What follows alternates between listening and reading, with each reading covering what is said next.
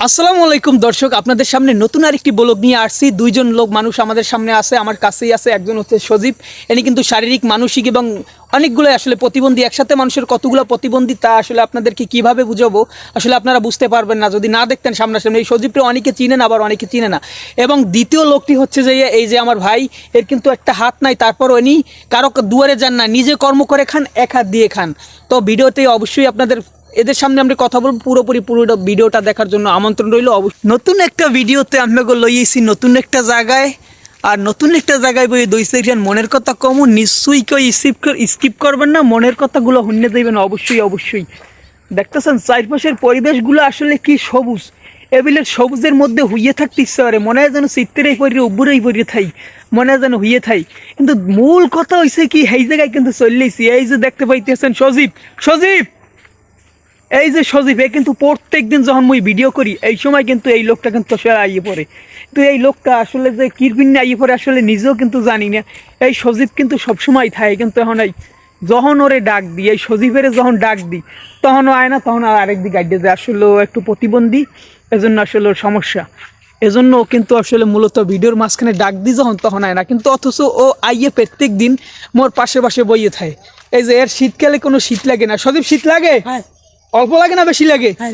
আজগো নাইছো? আজগো নাইছো, ভাত খাইছো?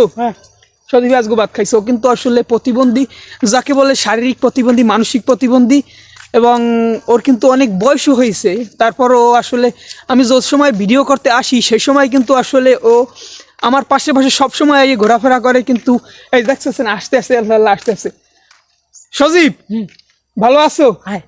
কিন্তু ও জিজ্ঞেস করলে বলতে পারে আসলে সজীব ভালো আছে, এরকমের কথা। আসলে আমরা আপনাদের মাঝেও আশেপাশে অনেক লোক থাকে। হ্যাঁ, কি কো? খালি সাথে পোলক গায়? হ্যাঁ, খালি পোলক গায় সাথে। কত হয়েছে যাই আসলে দর্শক, এই যে সজীব আর এই যে একটা ভাই, এর কিন্তু আসলে তুলে ধরছিলাম আপনাদের মাঝে।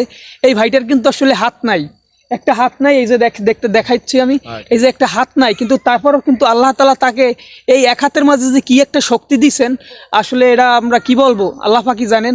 তো এই ভাই যে 50 কেজি ওজনের যে একটা বস্তা এনে যে কিভাবে জাগাই নিতে পারেন বা কিভাবে জাগান, এক হাত দিয়ে আল্লাহ তাআলা যে কি শক্তিটা দিছে, যার এনার এক হাতে নাই, কিন্তু এই এক হাত দিয়ে উনি কাজ করে।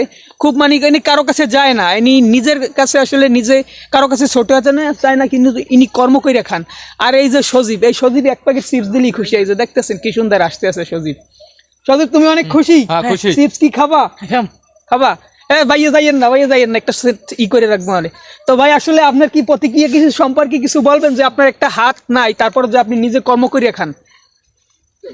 কিছু বলার আছে এই ব্যাপারে? না, কিছু বলার নাই। আর আসলে গ্রাম অঞ্চলের মানুষ তো কিছু তেমন কিছু আসলে বলতে পারে না, যে ক্যামেরার সামনে আসলে কি ধরনের কথা বলতে হয়। তারপরও তাদের জন্য শুভকামনা রইল, যে এরকমের একটা মানুষ, যে একটা হাত ওনার আল্লাহ তাআলা সংযোগ থেকে বিচ্ছিন্ন করে নিছেন, তারপরও কিন্তু উনি আসলে খুব সুন্দরভাবে জীবনযাপন করছে, কারো কাছে হাত পাচ্ছেন না, নিজের কর্ম নিজে করেই খাচ্ছেন।